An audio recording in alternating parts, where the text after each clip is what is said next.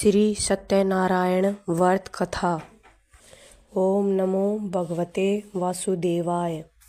प्यारे भक्तों, आज आप सुन रहे हैं सत्यनारायण भगवान की व्रत कथा। यह कथा बृहस्पतिवार, एकादशी और पूर्णिमा के दिन को भगवान विष्णु को समर्पित माना जाता है। इस दिन लोग भगवान सत्यनारायण का व्रत करते हैं और सत्यनारायण की कृपा से विष्णु की कृपा लोगों के दुख दूर करती है। एक समय की बात है, नैशिरण्य तीर्थ में सोनिकादि 88,000 ऋषियों ने सूत जी से पूछा, हे प्रभु, इस कलयुग में वेद विद्या रहित मनुष्यों को प्रभु भक्ति किस प्रकार मिल सकती है तथा उनका उद्धार कैसे होगा। हे मुनि श्रेष्ठ, कोई ऐसा तप बताइए जिससे थोड़े समय में ही पुण्य मिले और मनवांछित फल भी मिल जाए। इस प्रकार की कथा सुनाने की हम इच्छा रखते हैं।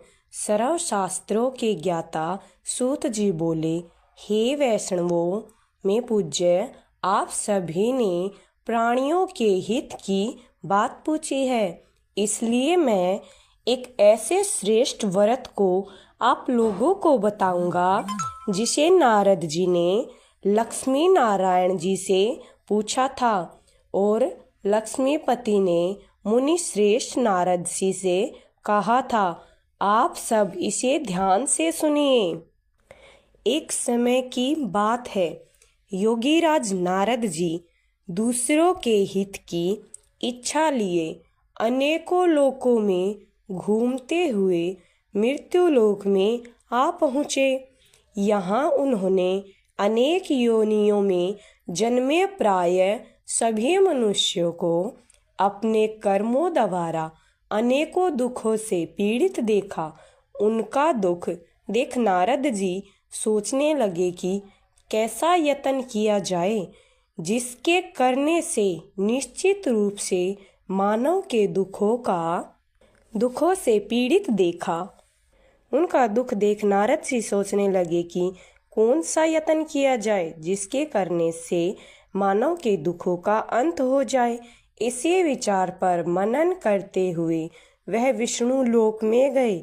वहाँ वह देवों के इस भगवान नारायण की स्तुति करने लगे, जिनके हाथों में शंख चक्र गदा और पद थे, गले में वरमाला पहने हुए थे। स्तुति करते हुए नारद जी बोले, हे भगवान, आप अत्यंत शक्ति से संपन्न हैं। मन तथा वाणी भी आपको नहीं पा सकती है। आपका आदि मध्य तथा अंत नहीं है। निर्गुण स्वरूप सृष्टि के कारण भक्तों के दुख को दूर करने वाले आपको मेरा नमस्कार है। नारद जी की स्तुति को सुनकर विष्णु भगवान जी बोले, हे मुनि श्रेष्ठ, आपके मन में क्या बात है? आप किस काम के लिए पधारे हैं, उसे निसंकोच कहिए।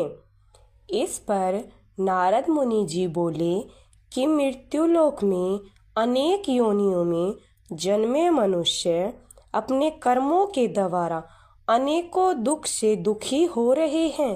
हे नाथ, आप मुझ पर दया रखते हैं तो बताइए कि वो मनुष्य थोड़े प्रयास से ही अपने दुखों से कैसे छुटकारा पा सकते हैं। श्री हरि जी बोले, हे नारद मुनि, मनुष्यों की भलाई के लिए तुमने बहुत अच्छी बात पूछी है। जिसके करने से मनुष्य मोह से छूट जाता है, वह बात मैं कहता हूँ, उसे तुम ध्यान से सुनो। स्वर्ग लोक व मृत्यु लोक दोनों में एक दुर्लभ उत्तम व्रत है जो पुण्य देने वाला है।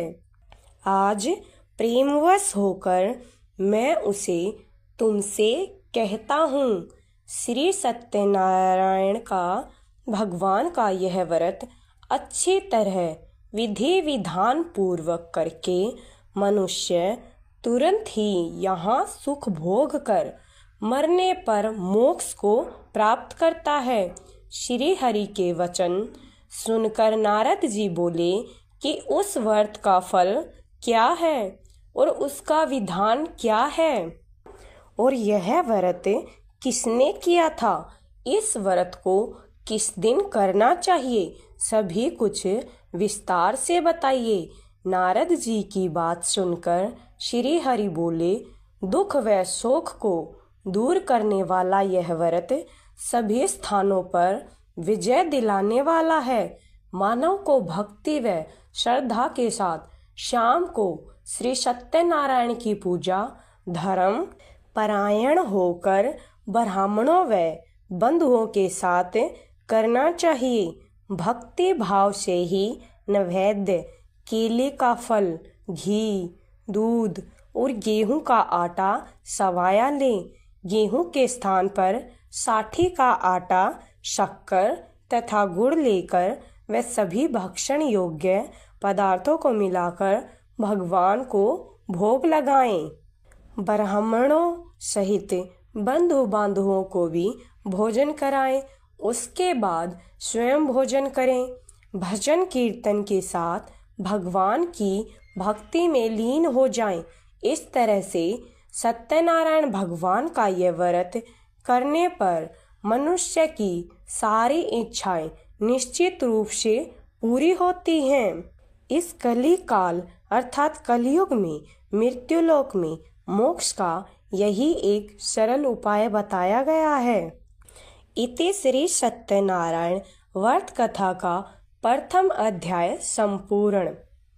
श्रीमन नारायण नारायण नारायण, भजमन नारायण नारायण नारायण। श्री सत्यनारायण भगवान की जय।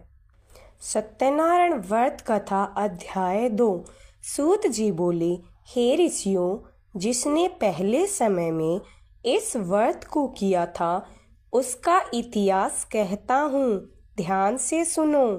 सुंदर काशीपुर नगरी में एक अत्यंत निर्धन ब्राह्मण रहता था। भूख और प्यास से परेशान वह धरती पर घूमता रहता था। ब्राह्मणों से प्रेम करने वाले भगवान ने एक दिन ब्राह्मण का वेश धारण कर उसके पास जाकर पूछा, हे विपर, नित्य दुखी होकर तुम पृथ्वी पर क्यों घूमते हो? दीन ब्राह्मण बोला, मैं निर्धन ब्राह्मण हूँ, भिक्षा के लिए धरती पर घूमता हूँ। हे भगवान, यदि आप इसका कोई उपाय जानते हो तो मुझे बताइए। वृद्ध ब्राह्मण कहता है कि सत्यनारायण भगवान मनोवांछित फल देने वाले हैं, इसलिए तुम उनका पूजन करो। इसे करने से मनुष्य सभी दुखों से मुक्त हो जाता है। वृद्ध ब्राह्मण बनकर आए सत्यनारायण भगवान उस निर्धन ब्राह्मण को व्रत का सारा विधान बताकर अंतर ध्यान हो गए। ब्राह्मण मन ही मन सोचने लगा कि जिस व्रत को वृद्ध ब्राह्मण करने को कह गया है, मैं उसे जरूर करूँगा। यह निश्चय करने के बाद उसे रात में नींद नहीं आई। वह सवेरे उठकर सत्यनारायण भगवान के व्रत का निश्चय कर भिक्षा के लिए चला गया। उस दिन निर्धन ब्राह्मण को भिक्षा में बहुत धन मिला, जिससे उसने बंधु बांधवों के साथ मिलकर श्री सत्यनारायण भगवान का व्रत संपन्न किया। भगवान सत्यनारायण का व्रत संपन्न करने के बाद वह निर्धन ब्राह्मण सभी दुखों से छूट गया और अनेक प्रकार की संपत्तियों से युक्त हो गया। उसी समय से यह ब्राह्मण हर माह इस व्रत को करने लगा। इस तरह से सत्यनारायण भगवान की व्रत को जो मनुष्य करेगा वह सभी प्रकार के पापों से छूटकर मोक्ष को प्राप्त होगा। जो मनुष्य इस व्रत को करेगा वह भी सभी दुखों से मुक्त हो जाएगा।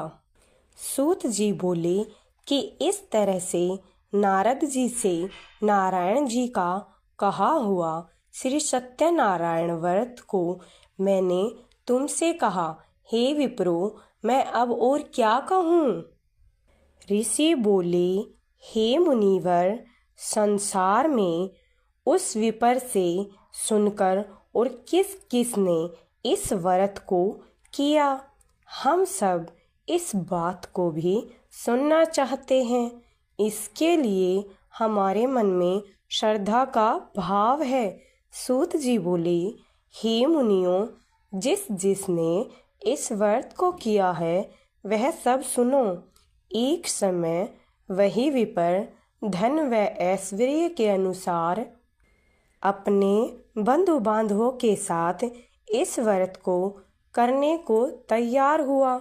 उसी समय एक लकड़ी बेचने वाला बूढ़ा आदमी आया और लकड़ियां बाहर रखकर अंदर ब्राह्मण के घर में गया।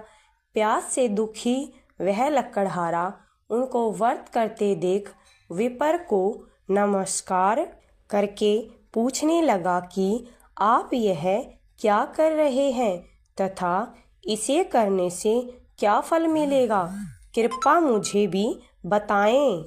ब्राह्मण ने कहा कि यह सब मनोकामनाओं को पूरा करने वाला यह सत्यनारायण भगवान का व्रत है। इनकी कृपा से ही मेरे घर में धन धान्य आदि की वृद्धि हुई है। विपर से सत्यनारायण व्रत के बारे में जानकर लकड़हारा बहुत प्रसन्न हुआ। चरणामृत लेकर वह प्रसाद खाने के बाद वह अपने घर गया। लकड़हारे ने अपने मन में संकल्प किया कि आज लकड़ी बेचने से जो भी धन मिलेगा उसी से श्री सत्यनारायण भगवान का मैं उत्तम व्रत करूँगा। मन में इस विचार को ले बूढ़ा आदमी सिर पर लकड़ियाँ रखकर उस नगर में बेचने गया जहाँ धनी लोग ज़्यादा रहते थे। उस नगर में उसे अपनी लकड़ियों का दाम पहले से 4 गुना अधिक मिलता है। बूढ़ा प्रसन्न के साथ दाम लेकर केले, शक्कर, घी, दूध, दही और गेहूं का आटा ले और सत्यनारायण भगवान के व्रत की अन्य सामग्रियां लेकर अपने घर गया। वह उसने अपने बंधु बांधवों को बुलाकर विधि विधान से सत्यनारायण भगवान का पूजन और व्रत किया। इस व्रत के प्रभाव से वह बूढ़ा लकड़हारा धन पुत्र आदि से युक्त होकर संसार के समस्त सुख भोग अंत काल में वैकुंठ धाम चला गया। इति श्री सत्यनारायण व्रत कथा का 2य अध्याय संपूर्ण। श्रीमन नारायण नारायण नारायण, भजमन नारायण नारायण नारायण। श्री सत्यनारायण भगवान की जय। सूत जी बोले, हे श्रेष्ठ मुनियों, अब आगे की कथा कहता हूँ। पहले समय में उल्कामुख नाम का एक बुद्धिमान राजा था। वह सत्यवक्ता और जितेंद्रिय था। प्रतिदिन देव स्थानों पर जाता था और निर्धनों को धन देकर उनके कष्ट दूर करता था। उसकी पत्नी कमल के समान मुख वाली तथा सती साध्वी थी। भद्रशिला नदी के तट पर उन दोनों ने श्री सत्यनारायण भगवान का व्रत किया। उसी समय साधु नाम का एक वैश्य आया। उसके पास व्यापार करने के लिए बहुत सा धन भी था। राजा को व्रत करते देखकर वह विनय के साथ पूछने लगा, हे राजन, भक्ति भाव से पूर्ण होकर आप ये क्या कर रहे हैं?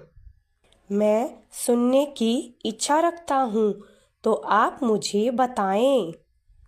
राजा बोले, हे साधु, अपने बंधु बांधवों के साथ पुत्रादि की प्राप्ति के लिए एक महाशक्तिमान श्री सत्यनारायण भगवान का व्रत व पूजन कर रहा हूँ। राजा के वचन सुनकर साधु आदर से बोला, हे राजन, मुझे इस व्रत का सारा विधि विधान कहिए। आपके कथानुसार मैं भी इस व्रत को करूँगा। मेरी भी संतान नहीं है और इस व्रत को करने से निश्चित रूप से मुझे संतान की प्राप्ति होगी। राजा से व्रत का सारा विधि विधान सुन व्यापार से निर्वित हो वह अपने घर गया। साधु वैश्य ने अपनी पत्नी को संतान देने वाले इस व्रत का वर्णन कह सुनाया और कहा कि जब मेरी संतान होगी तब मैं इस व्रत को करूँगा। साधु ने इस तरह के वचन अपनी पत्नी लीलावती से कहे। एक दिन लीलावती के पति के साथ आनंदित हो सांसारिक धर्म में प्रवृत्त होकर सत्यनारायण भगवान की कृपा से गर्भवती हो गई। 10वें महीने में उसके गर्भ से एक सुंदर कन्या ने जन्म लिया। दिनों दिन वह ऐसे बढ़ने लगी जैसे कि शुक्ल पक्ष का चंद्रमा बढ़ता है। माता पिता ने अपनी कन्या का नाम कलावती रखा। एक दिन लीलावती ने मीठे शब्दों में अपने पति को याद दिलाया कि आपने सत्यनारायण भगवान के जिस व्रत को करने का संकल्प किया था उसे करने का अब समय आ गया है। आप इस व्रत को करिए। साधु बोला कि हे प्रिय, इस व्रत को मैं उसके विवाह पर करूँगा। इस प्रकार अपनी पत्नी को आश्वासन देकर वह नगर को चला गया। कलावती पिता के घर में रह वृद्धि को प्राप्त हो गई। साधु ने एक बार नगर में अपनी कन्या को सखियों के साथ देखा तो तुरंत ही दूत को बुलाया और कहा कि मेरी कन्या के योग्य वर देख कर आओ। साधु की बात सुनकर दूत कंचन नगर में पहुंचा और वहां देखभाल कर लड़के के सुयोग्य वाणिक पुत्र को ले आया। सुयोग्य लड़के को देखकर साधु ने बंधु बांधवों को बुलाकर अपनी पुत्री का विवाह कर दिया। लेकिन दुर्भाग्य की बात यह है कि साधु ने अभी भी श्री सत्यनारायण भगवान का व्रत नहीं किया। इस पर श्री भगवान सत्यनारायण जी क्रोधित हो गए और श्राप दिया कि साधु को अत्यधिक दुख मिले। अपने कार्य में कुशल साधु बनिया जमाई को लेकर समुद्र के पास स्थित होकर रत्नासपुर नगर में गया। वहां जाकर दामाद ससुर दोनों मिलकर चंद्रकेतु राजा के नगर में व्यापार करने लगे। एक दिन भगवान सत्यनारायण की माया से एक चोर राजा का धन चुराकर भाग रहा था। उसने राजा के सिपाहियों को अपना पीछा करते देख चुराया हुआ धन वहां रख दिया जहां साधु अपने जमाई के साथ ठहरा हुआ था। राजा के सिपाहियों ने साधु वैश्य के पास राजा का धन पड़ा देखा तो वह ससुर और जमाई दोनों को बांधकर प्रसन्नता से राजा के पास ले गए और कहा कि उन दोनों चोरों को हमने पकड़ लिया है, आप आगे की कार्रवाई की हमें आज्ञा दें। राजा की आज्ञा से उन दोनों को कठिन कारावास में डाल दिया गया और उनका सारा धन भी उनसे छीन लिया गया। श्री सत्यनारायण भगवान से श्राप से साधु की पत्नी भी बहुत दुखी हुई। घर में जो भी धन रखा हुआ था उसे चोर चुरा ले गए। शारीरिक तथा मानसिक पीड़ा व भूख प्यास से वह अति दुखी हो अन्न की चिंता में कलावती के ब्राह्मण के घर गई। वहाँ उसने श्री सत्यनारायण भगवान का व्रत होते देखा। फिर कथा भी सुनी। वह प्रसाद ग्रहण करके वह रात को घर वापस आ गई। माता के कलावती से पूछा कि हे पुत्री, अब तक तुम कहाँ थी? तेरे मन में क्या है? कलावती ने अपनी माता से कहा, हे माता, मैंने एक ब्राह्मण के घर में श्री सत्यनारायण भगवान का व्रत देखा है। कन्या के वचन सुनकर लीलावती भगवान के पूजन की तैयारी करने लगी। लीलावती ने परिवार व बंधुओं सहित सत्यनारायण भगवान का पूजन किया और उनसे वर मांगा कि मेरे पति तथा जमाई से घर आ जाएं और आप हम सबका अपराध क्षमा कर दें।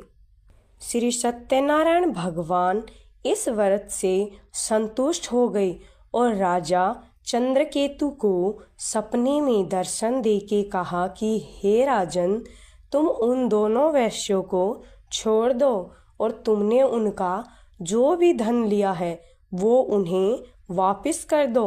अगर ऐसा नहीं किया तो मैं तुम्हारा धन और राज्य व संतान सभी को नष्ट कर दूंगा।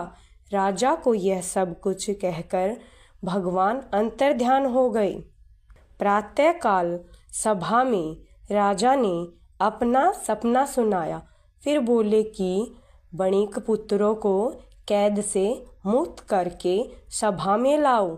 दोनों ने आते ही राजा को प्रणाम किया।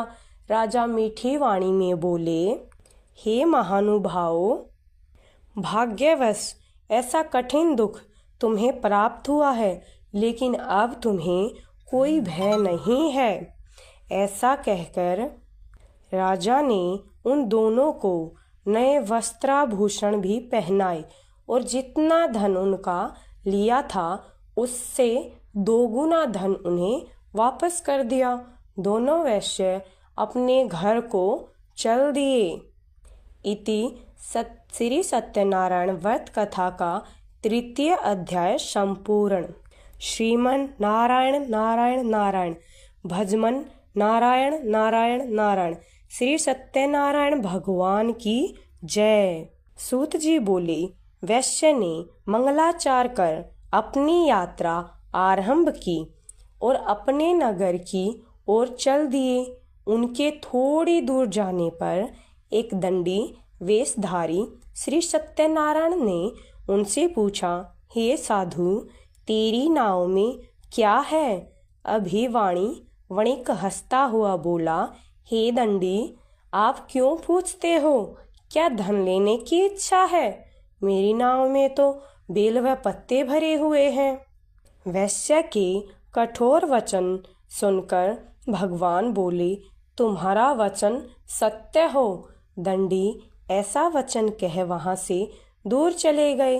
कुछ दूर जाकर समुद्र के किनारे बैठ गए। दंडी के जाने के बाद साधु वैश्य ने नित्य क्रिया के पश्चात नाव को ऊंची उठते देखकर अचंभा माना और नाव में बेल पत्ते आदि देखकर वह मूर्छित हो जमीन पर गिर पड़ा और मूर्छा खुलने पर वह अत्यंत शोक में डूब गया। तब उसका दामाद बोला कि आप शोक ना मनाएं, यह दंडी का श्राप है, इसलिए हमें उनकी शरण में जाना चाहिए, तभी हमारी मनोकामना पूरी होगी। दामाद की बात को सुनकर वह दंडी के पास पहुंचा और अत्यंत भक्ति भाव से नमस्कार करके बोला, मैंने आपसे जो भी असत्य वचन कहे थे उनके लिए आप मुझे क्षमा दें। ऐसा कह कर महान शोकातुर को रोने लगा। तब दंडी भगवान बोले, हे वणिक पुत्र, मेरी आज्ञा से बार बार तुम्हें दुख प्राप्त हुआ है, तू मेरी पूजा से विमुख हुआ है। साधु बोला, हे भगवान, आपकी माया से ब्रह्मा आदि देवता भी आपके रूप को नहीं जानते, तब मैं तो अज्ञानी हूँ, कैसे जान सकता हूँ? आप प्रसन्न होइए। अब मैं सामर्थ्य के अनुसार आपकी पूजा करूँगा। मेरी रक्षा करो और पहले के समान नौका में धन भर दो। साधु वैश्य के भक्ति पूर्वक वचन सुनकर भगवान श्री सत्यनारायण प्रसन्न हो गए और उसकी इच्छा अनुसार वरदान देकर अंतर्ध्यान हो गए। ससुर और जमाई जब नाव पर आए तो नाव धन से भरी हुई थी। फिर वही अपने अन्य साथियों के साथ श्री सत्यनारायण भगवान का पूजन कर अपने नगर को चल दिए। जब नगर के नज़दीक पहुँचे तो दूत को घर पर खबर करने के लिए भेज दिया। दूत साधु की पत्नी को प्रणाम करके कहता है कि मालिक अपने दामाद सहित नगर के निकट आ गए हैं। दूत की बात को सुनकर साधु की पत्नी लीलावती ने बड़े हर्ष के साथ श्री सत्यनारायण भगवान का पूजन कर अपनी पुत्री कलावती से कहा कि मैं अपने पति के दर्शन को जाती हूँ, तू कार्य पूर्ण करके शीघ्र आ जा। माता के ऐसे वचन सुनकर कलावती जल्दी में प्रसाद छोड़कर अपने पति के पास चली गई। प्रसाद की अवज्ञा के कारण श्री सत्यनारायण भगवान जी रुष्ट हो गए और नाव सहित उसके पति को पानी में डुबो दिया। कलावती अपने पति को वहां ना पाकर रोती हुई जमीन पर गिर पड़ी। नौका को डूबा हुआ देखकर वह कन्या को रोता देख साधु दुखी होकर बोला कि हे प्रभु, मुझसे तथा मेरे परिवार से जो भी भूल हुई है उसे क्षमा कर दीजिए। साधु के दीन वचन सुनकर श्री सत्यनारायण भगवान प्रसन्न हो गए और आकाशवाणी हुई, हे साधु, तेरी कन्या मेरे प्रसाद को छोड़कर आई है, इसलिए उसका पति अदृश्य हो गया है। यदि वह घर जाकर प्रसाद खाकर लौटती है तो इसे इसका पति अवश्य ही मिलेगा। ऐसी आकाशवाणी सुनकर कलावती तुरंत घर पहुंचकर प्रसाद खाती है और फिर आकर अपने पति के दर्शन करती है। उसके बाद साधु अपने बंधु बांधवों सहित श्री सत्यनारायण भगवान का विधि विधान से पूजन करता है। इस लोक का सुख भोग वह अंत में स्वर्ग को जाता है। इति श्री सत्यनारायण व्रत कथा का 4th अध्याय संपूर्ण। श्रीमन नारायण नारायण नारायण, भजमन नारायण नारायण नारायण। श्री सत्यनारायण भगवान की जय। सूत जी बोले, हे ऋषियों, मैं और भी एक कथा सुनाता हूँ, उसे भी ध्यान पूर्वक सुनो। प्रजा पालन में लीन तुंगध्वज नाम का एक राजा था। उसने भी भगवान का प्रसाद त्याग कर बहुत ही दुख सहन किया। एक बार वन में जाकर वन्य पशुओं को मारकर वह बड़ के पेड़ के नीचे आया। वहां उसने ग्वालों को भक्ति भाव से अपने बंधुओं सहित सत्यनारायण भगवान का पूजन करते देखा। अभिमानवश राजा ने उन्हें देखकर भी पूजा स्थान में नहीं गया और ना ही उसने भगवान को प्रणाम किया। ग्वालों ने राजा को प्रसाद दिया, लेकिन उसने वह प्रसाद नहीं खाया और प्रसाद को वहीं छोड़कर वह अपने नगर को चला गया। जब वह नगर में पहुंचा तो वहां पर सब कुछ तहस नहस होया हुआ पाया, तो वह शीघ्र ही समझ गया कि यह सब भगवान ने ही किया है।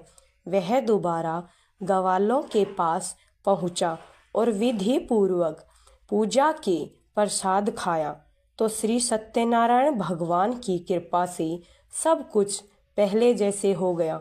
दीर्घ काल तक सुख भोगने के बाद मरणोपरांत उसे स्वर्गलोक की प्राप्ति हुई। जो मनुष्य परम दुर्लभ इस व्रत को करेगा तो भगवान श्री सत्यनारायण की अनुकंपा से उसे धन धान्य की प्राप्ति होगी, निर्धन धनी हो जाएगा और भय मुक्त हो जीवन जिएगा।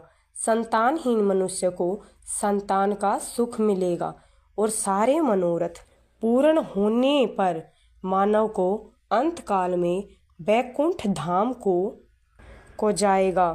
सूत जी बोले, जिन्होंने पहले इस व्रत को किया है, अब उनके दूसरे जन्म की कथा कहता हूँ।